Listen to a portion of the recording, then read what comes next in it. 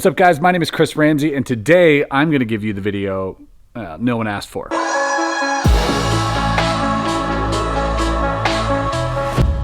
Alright, before we get into this video, I do want to say this is probably not the most popular video on my channel. However, I do believe that this is one of the most valuable. So if you're interested in practicing card magic or even just dabbling with a deck of cards to pass the time, I would highly recommend you stick around, leave a like, subscribe. So here are my tips and tricks on how to practice sleight of hand magic. So first things first, goes without saying, grab yourself a deck of cards. Now I prefer United States Playing Card Company. For me, they are the best cards. I've just gotten used to them, and also they're the cards that I print, so kind of biased. First.shop if you want to check out my playing cards. But any deck of cards with a paper stock will do. And the reason I don't use plastic cards is because they're not soft enough, they don't feel good. Also poker size, that probably goes without saying, but I'm sure some of you are playing with bridge cards out there. Grab yourself a standard, normal bicycle deck of cards.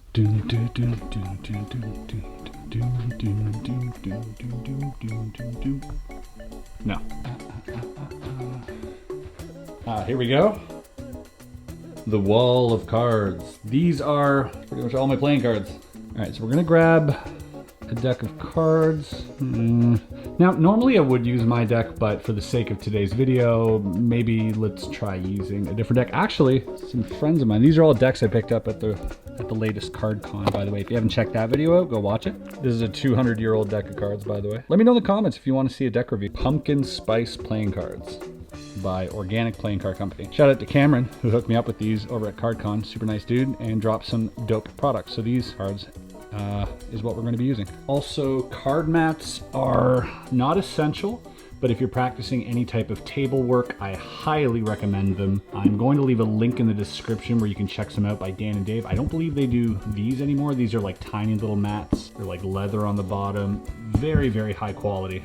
So you got all these different colors. But we have like a jumbo size one over at my desk, so we're gonna use that one. Actually, before we go any further, I want to talk to you about this. Today's sponsor. This video is brought to you by Established Titles. That's pretty good. Have you ever wanted a plot of land in Scotland? Have you ever wanted to be called a lord or a lady? Well, here's your opportunity. I can't keep doing this. I always want Scottish people to try and say purple burglar alarm. Funniest thing in the world. If you're Scottish out there, try it. Purple burglar alarm. In case you didn't understand that, this video is brought to you by Established Titles. This is an actual proclamation that I have a plot of land in Scotland. And you might be saying to yourself, why would I want one of these? Well, first of all, it's cool. You get to officially have the title Lord or Lady on your plane ticket, on your dating app profile, even on your credit card. And it's also a fun and novel way to preserve the natural woodlands of Scotland, while simultaneously helping global reforestation efforts. Because you see, they actually plant one tree for every order. Upon purchasing this, you get 1 square foot of land in Edelston, Scotland. And not to mention, you get this cool certificate, which makes it 100% official. This is an actual thing. That's how lords laugh now. That's how I laugh now. What does a lord sound like when he gets kicked in the shin? And to boot, the first 200 people to purchase a title pack using the link in my description will have their plot of land next to mine, or at least within a few minutes walking distance. And if there are enough of us, we could effectively build our own kingdom. I shall call it Scotlandville. I don't know. Ramsay. And in all fairness, this does make a great last-minute gift. Established Titles is actually running an early Black Friday sale. Plus, if you use the promo code Ramsay, you will save another 10% off your order. So go to establishedtitles.com/Ramsay, and you can also become a lord or lady. Oh, thank you, Established Titles. Practice doesn't make perfect, only perfect practice makes perfect. And that's a tongue twister, but also a good quote. Voluntarily, consciously trying to improve while practicing, although strenuous, tedious, and sometimes frustrating, is the only way you're going to develop better technique.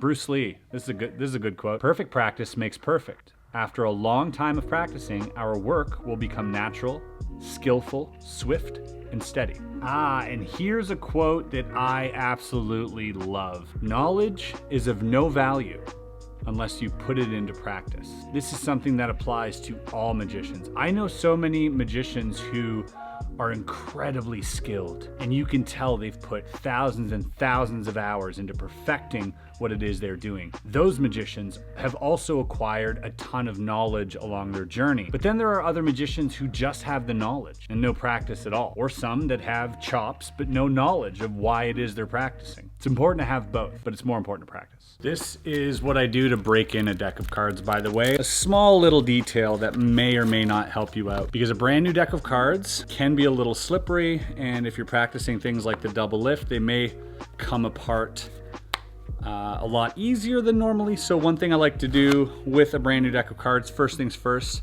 give it the old knee rub. Since these cards have been cut in factory, there's always a little bit of, I like to call them artifacts on the sides of the deck, which makes it a bit rough. So just getting that off can make the deck feel a little bit more used. Once that's done, maybe give it a couple shuffles. These feel a little off. These are not from the United States Playing Card Company. I thought they felt off a little bit. They do feel great. I'm just not used to them. Oh, God. Oh. And remember, it's fine. Dropping cards is fine. It's okay. It happens to me, to everyone. Any magician you look up to, this is the stuff they don't show you.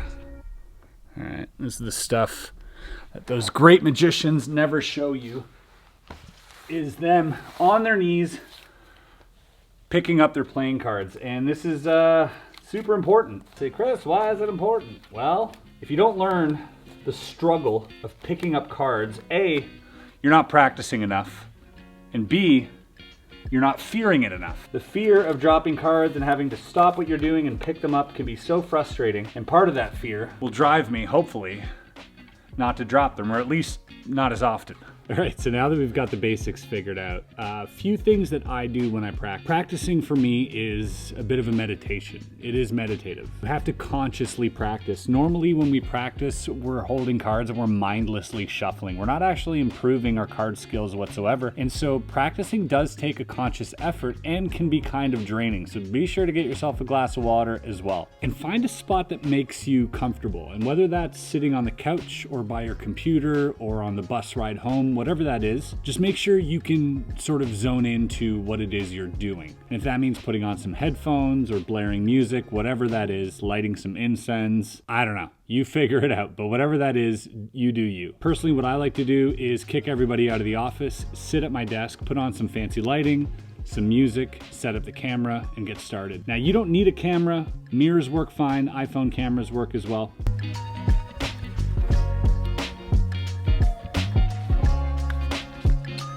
Mirrors work just fine for practicing if you want to get some good angles. What you're seeing is eyesight. So whatever I'm seeing is what that person is seeing, and that's a good way to practice, because then you can check out different angles. And especially if you're playing around with like new ideas, mirrors are fun. But the one thing about mirrors is that you have to stare at this guy. So instead, what I like to do is hook up a monitor. Now, if you don't have a monitor, that's fine. You could just literally hook up your phone, like stand your phone up, film yourself doing things. But I've got this tripod here, and we're gonna fix it at an angle to where, let's say I was sitting down, right? So if someone's sitting down, you're gonna wanna be around at this angle, and that is their eye height. You don't wanna practice with a camera over here unless you're doing something specifically for the camera, but if you have any intention on ever performing it, you wanna get to the eye level of your spectator.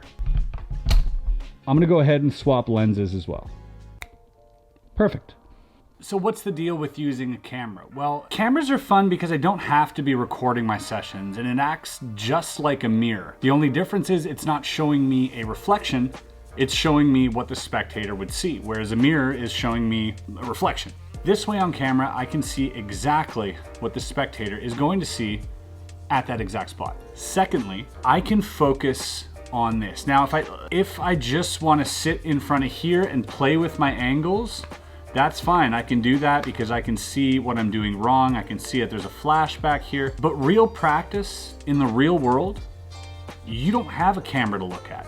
You don't have a mirror to look at. All you have is your hands, and you trust that the angles are right and that you've practiced enough to get away with something. And for that, I like to practice without looking at the monitor and without looking at the camera and just looking at my hands. And then I look back on the video afterwards. So I'm gonna try something here with this deck. I'm gonna try a deck switch without looking at the camera, and we'll see if I got away with it, okay? All right.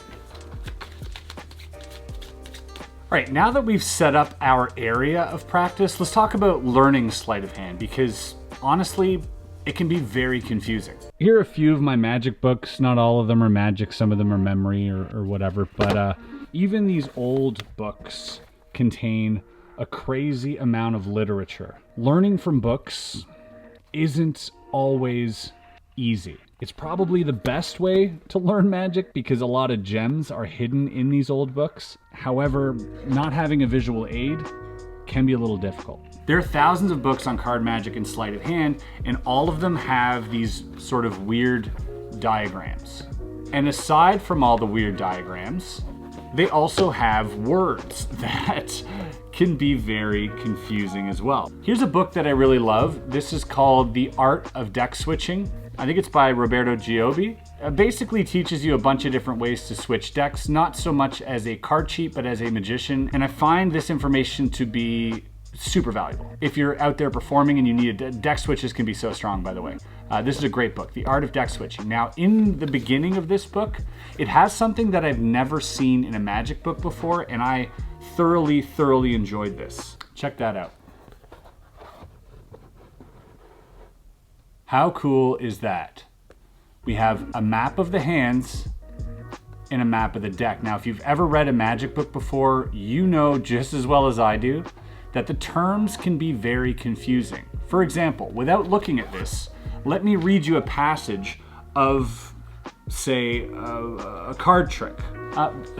He also has an index of the pockets, which is great. So as an example, here's what you would read in one of these pages. As soon as the hand and its deck enter the pocket, move your left forefinger from the outer to the right, now lower, side of the deck and grip the deck securely in the fork of the thumb while you splay out the middle, ring, and little fingers as on photo 4. These three fingers acting together on one side and the forefinger on the other side form a sort of finger tongs that slide around the upper long side of the cold deck. Grip the cold deck firmly in your finger tongs while you release the deck in use from the thumb and forefinger. Like I said, there are a lot of terms. Index, forefinger, tip of your finger, inside the pad, all these different things. And Roberto mapped it out so beautifully. How genius is that? Learning to read a magic book can be extremely daunting. When you hear all these terms, you think to yourself, am I using the right finger? Am I using the right hand? Am I holding it by the correct side of the deck? So these things are definitely something that I've struggled with learning card magic. So familiarizing yourself with the terms is very important. So what happened to me is that I started reading magic books and thought, oh, this is too advanced for me. And then kept buying books and kept realizing, man, these are all the same. They all feel too advanced. Royal Road to Card Magic is probably the best book for any beginner. I'll leave the link of that one below. It'll help you familiarize yourself with how to place your hands around the cards. So that way you aren't left with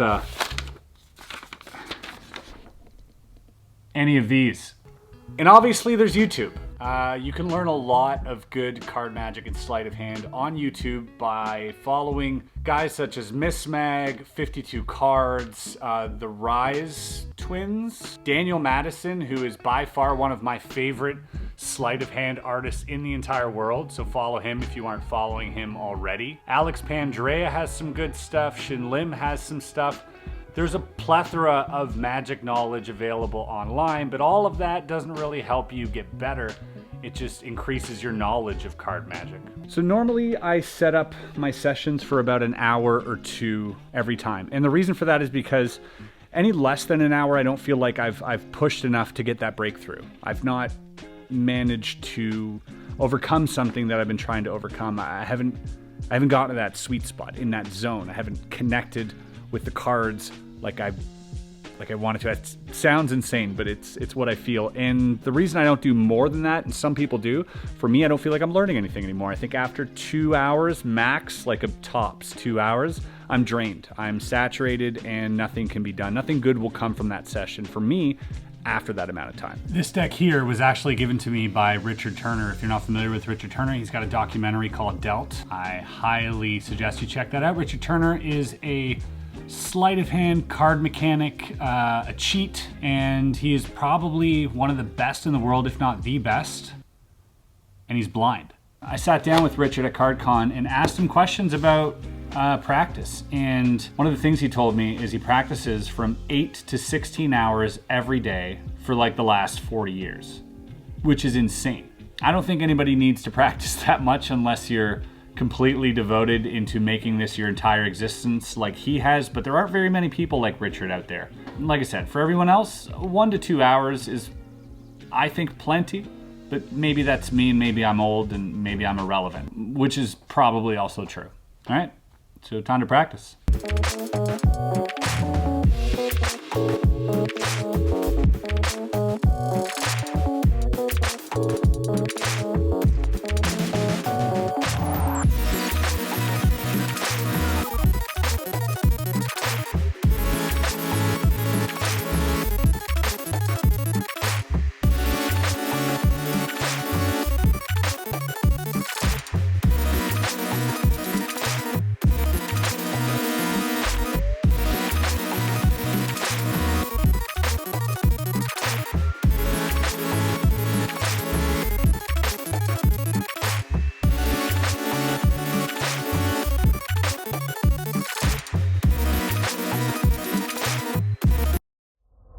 Much like practicing itself, this video isn't the most entertaining thing. It's not something in today's day and age that we want to do. We just want results. We want to get our fix, our dopamine, our serotonin, whatever you want to call it. Chris Brown, a friend of mine, Orbit, you guys might know him, he actually said something along the lines of this about cardistry, where when you look at cardistry, you can't fake your way into it. You can fake your way into magic. You can buy the tricks and make it look like you're a genius, but you can't fake your way into cardistry. Cardistry takes skill. It takes conscious effort constantly. It takes wanting to improve. It takes failing over and over and over and dropping cards and being frustrated and literally thinking you're the worst in the world before you start to get better. And I do believe that sleight of hand has that as well. I think before you get better, you're going to feel useless. Getting to that point where you're happy with your craft, it's going to be a long journey. It's going to be arduous, frustrating, which is why I like to use it as a meditative thing. Put on some music, handle cards, focus. Your hands will thank you later. Thanks for watching, guys. We'll see you in the next one. Peace.